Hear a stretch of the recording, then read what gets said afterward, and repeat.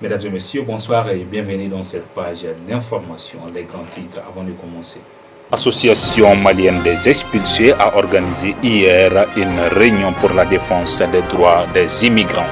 Un mini-sommet des chefs d'État africains et européens s'est ouvert en France aujourd'hui. Principal thème, l'immigration. 3 personnes sont mortes et plusieurs autres blessées, conséquence des intempéries qui s'abattent sur la ville de Houston.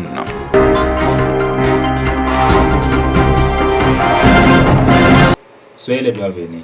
L'Association malienne des expulsés a organisé une réunion pour la défense des droits des migrants et de la liberté de circulation. Regardons ce reportage. Pendant 2 jours, l'hôtel Star Residence a abrité les travaux de la rencontre ouest-africaine multi-acteurs sur la défense des droits des migrants. Cette rencontre avait pour thème liberté de circulation et droit d'asile en Afrique. Elle regroupait des participants venus des pays de l'espace CEDEAO. La réunion de travail a débouché sur des prises de décisions relatives à la dynamisation et à l'élargissement du cadre unitaire d'action et de mobilisation sociale en Afrique de l'Ouest autour des questions de défense des droits des migrants et de la liberté de circulation. Pour l'organisation de cette rencontre sous-régionale, les organisations de la société civile de l'Afrique de l'Ouest ont bénéficié du concours des médicaux internationaux partenaires de l'Association malienne des expulsés et de l'Association mauritanienne des droits de l'homme. La finale de l'Afrobasket, c'était hier, dimanche 27 août 2017, dans la capitale malienne. Le Nigeria a battu le Sénégal sur un score de 65 à 48. Les Lions se sont imposés devant les Tigers sur le score de 65 à 48. Les Nigérianes remportent ainsi leur 3e titre continental en basket féminin. Le Sénégal reste quand même le pays le plus titré de la discipline. Elle avait les faveurs des pronostics au début de la compétition. Le Nigeria avait battu samedi en demi-finale le Mali, le pays hôte de la compétition, 48 à 47.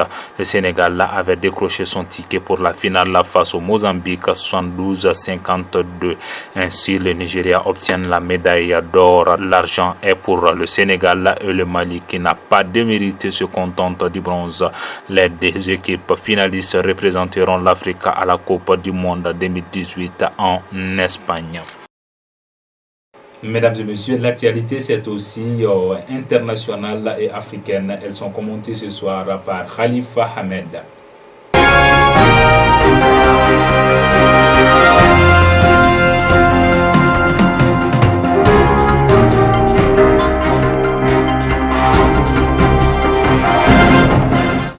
Le président français Emmanuel Macron a invité ses homologues nigériens Mahamadou Issoufou, tchadien Idriss Déby, la chancelière allemande Angela Merkel et les chefs de gouvernement espagnols et italiens. Ces acteurs vont ensemble discuter des solutions à apporter face à l'immigration des côtes africaines vers celles européennes. Les 3 pays de transit africains, Tchad, Niger et Libye, vont demander plus d'aide pour faire face aux nombreux migrants et les reconduire vers leur pays de départ.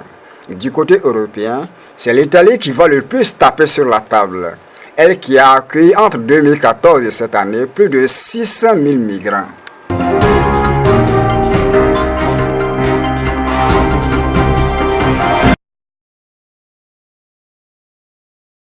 Elle a 14 jours à compter de sa date de saisie officielle pour donner un verdict définitif. Les 7 juges de la Cour suprême du Kenya statueront sur le recours déposé par l'opposant Raila Odinga. Ce dernier conteste les résultats donnés par la commission électorale. Il estime que les PV des bureaux différent des résultats centralisés par le système de comptage des voix. 2 décisions seulement sont possibles. La confirmation de la victoire d'Ouru Kenyatta, 55 ans, ou l'annulation du scrutin du 8 août. La commission électorale aura alors 60 jours pour organiser les nouvelles élections. Raila Odinga, âgé de 72 ans, a perdu les élections présidentielles plusieurs fois en 1997, 2007 et 2013.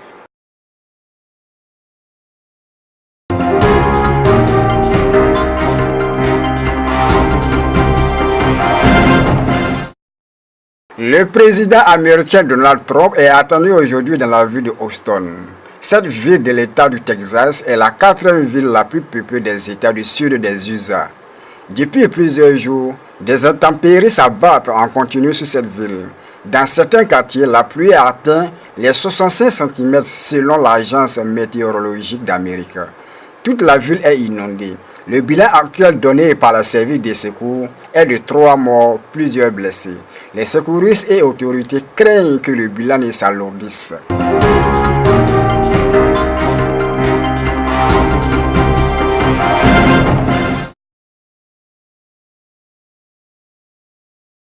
Le président guatémaltèque Julio Morales et l'ONU sont en crise. Le président du Guatemala a ordonné l'expulsion du chef de la mission onusienne chargé d'enquêter sur la corruption. Ivan Valquez est déclaré personne non grata par le chef d'État guatémaltèque. Il accuse d'avoir dépassé son mandat et de s'être immiscé dans des affaires d'État. La Cour suprême a suspendu la décision d'expulsion du président. L'ONU, dans un communiqué, s'est dite choquée par l'attitude du président Morales.